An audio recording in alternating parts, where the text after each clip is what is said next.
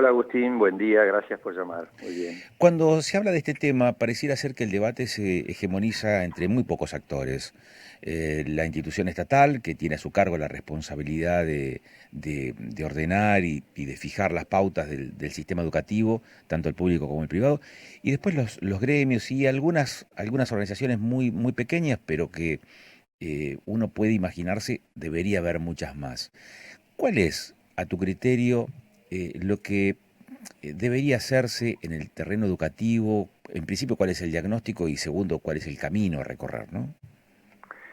Bueno, el sistema educativo tiene realidades muy distintas de acuerdo a los niveles en los cuales nos paremos para analizar. Nivel inicial, y primario y secundario tienen realidades diferentes. Hay un nivel, yo no soy un especialista en esos dos niveles, sí conozco mucho más del nivel universitario, pero obviamente estamos en el mundo educativo porque recibimos a los alumnos en los niveles medios. Casualmente eso te iba a apuntar, digamos, la universidad recibe a quienes quieren continuar su formación educativa a nivel terciario o universitario. Entonces, saber cuál es el punto de partida también es interesante, porque de ahí parten ustedes. Sí, totalmente. No obstante, digamos, los niveles, tanto inicial como primario y secundario, ahí hay un serio problema de alfabetización. O sea, lo que se observa es cuando llega ya el alumno tanto a la escuela secundaria y lo más grave aún es cuando llega a la universidad con serias dificultades, tanto para interpretar texto, tanto para desarrollar un texto puntual, analizar un texto crítico, lo cual es un factor realmente complejo.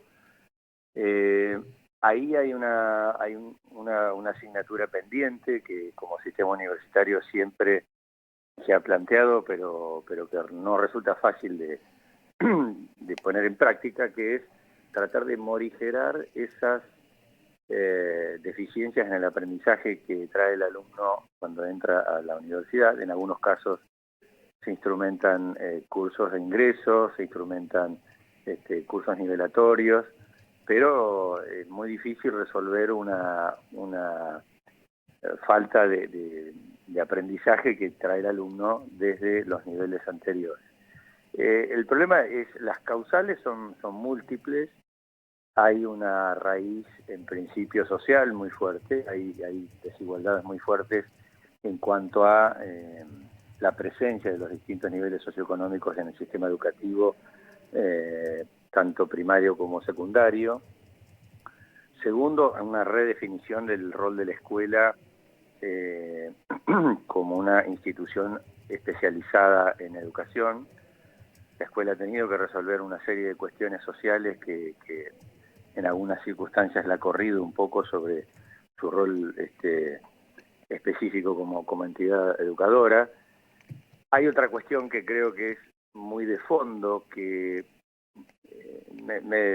a veces me hace mucho ruido en el sentido de si la sociedad valora realmente la educación, ya no un problema de desempeño del sistema educativo, sino hasta dónde como sociedad estamos convencidos que la educación realmente es un motor de movilidad social, un motor de cambio, un motor de evolución. Yo no me olvido que en algunas provincias del interior del país que tuvieron eh, varios, eh, varios meses sin clases por conflictos en esas provincias, el reclamo que hubo de buena parte de la sociedad hacia las autoridades del sistema educativo no fue que los hijos aprendieran lo que no aprendieron, sino que no repitieran, que pasaran al año siguiente. Entonces la pregunta es, ¿nos importa que pase el año siguiente o nos importa que aprenda lo que realmente tiene que aprender? Y por otro lado, un mecanismo de incentivo que hay que desarrollar para promover a que, si estamos convencidos que la educación es un factor crítico, hay que poner todas las fichas ahí, hay que poner las fichas en el rol de la institución, el rol de A los ver, pero docentes. perdón, Marcelo, poner todas las fichas, ¿qué significa? ¿Asumir compromisos por parte de los estados, asumir compromisos por parte de la comunidad de padres? ¿Qué significa eso, poner todas las fichas? Yo creo que hay que repensar cómo fortalecer la escuela desde el punto de vista de la logística, del rol del docente, de lo que pueda ganar un docente, de estimular al docente que investiga, que se profesionaliza, que marca la diferencia. El rol del docente es clave. Yo creo que hay que generar condiciones mejores. Me refiero en general, ¿no? Es decir, en Argentina lo vemos. La jerarquización del rol del docente es fundamental porque es un actor protagónico en el sistema. Todas las condiciones de logística, el acceso a las nuevas tecnologías, eso requiere de una decisión y de una inversión. Bueno, yo creo que ahí es algo que no podemos dudar. Después, ya yendo al sistema universitario, el sistema universitario la gran dificultad que tiene es que las tasas de abandono del sistema y de abandono de carreras son muy altas.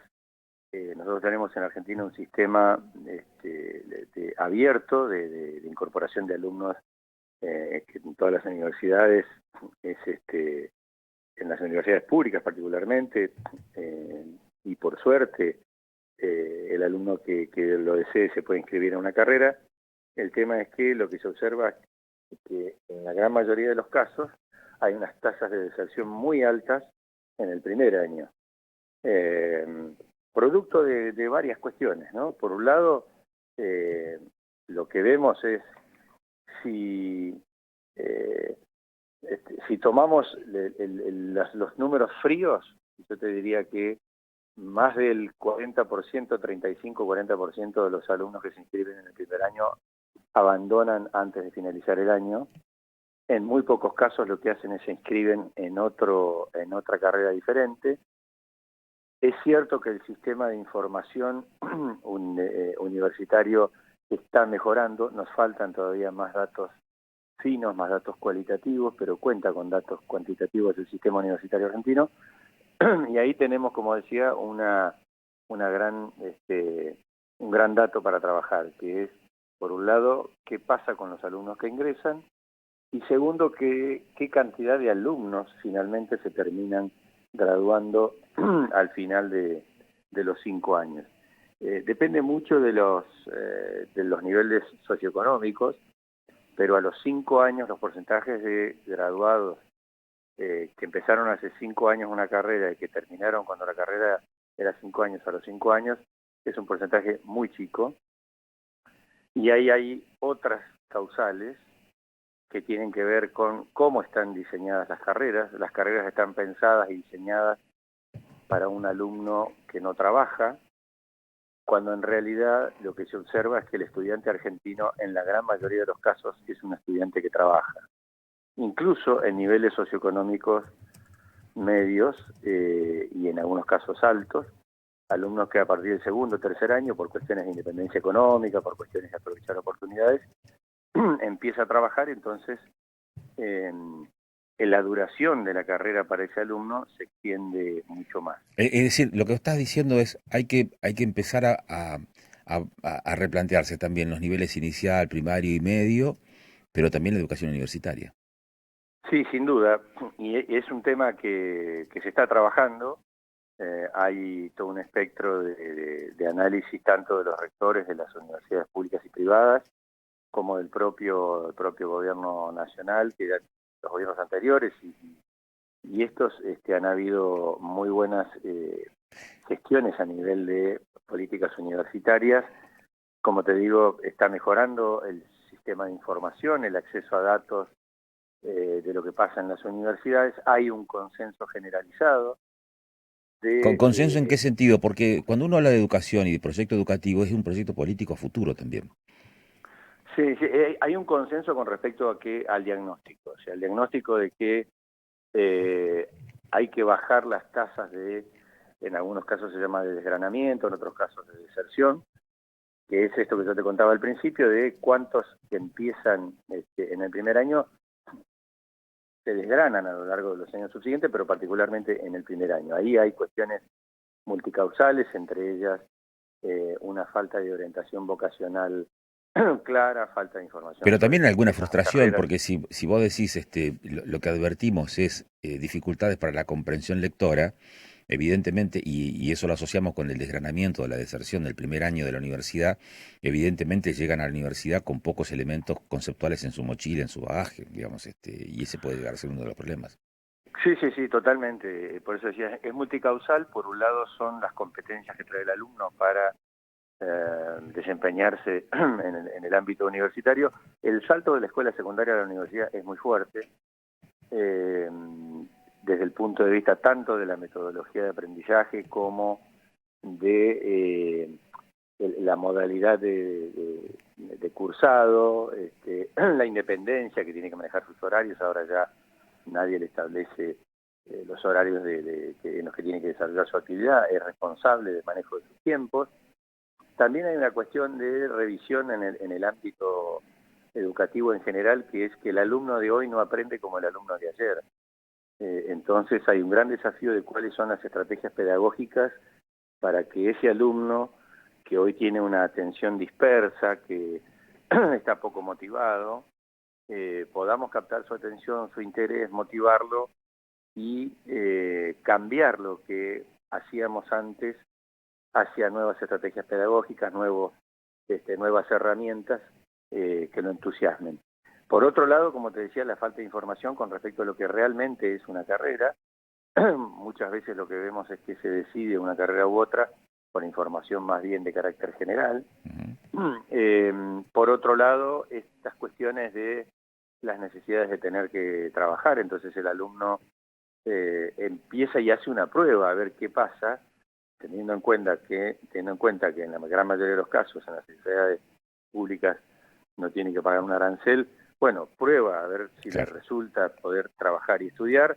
Lamentablemente en la mayoría de los casos eso no se puede, y como te digo, también entonces nos tenemos que hacer una autocrítica en cuanto a el diseño que tienen algunas carreras. Por eso es que a nivel mundial hay un cambio, hay una propensión a reducir la cantidad de años que tienen las carreras de grado y apostar a una extensión hacia las carreras de posgrado, porque cuando uno mira la cantidad de horas que están planteadas en el diseño de las carreras, no está contemplado lo que el alumno tiene que dedicarle después que termina de cursar. Es decir, es un alumno que además trabaja, no nos dan las horas cuando uno suma lo que tiene que cursar, más lo que tiene que estudiar fuera de la facultad, más el tiempo que trabaja, por eso se extienden tanto los años de cursado de una carrera. Marcelo, Todo eso, todo Marcelo, eso está en este momento en revisión y hay una corriente muy fuerte de modificación del diseño de las carreras y los planes de estudio. Marcelo, muchísimas gracias por la gentileza, por estos minutos que nos diste de tu tiempo. Muy amable, ¿eh?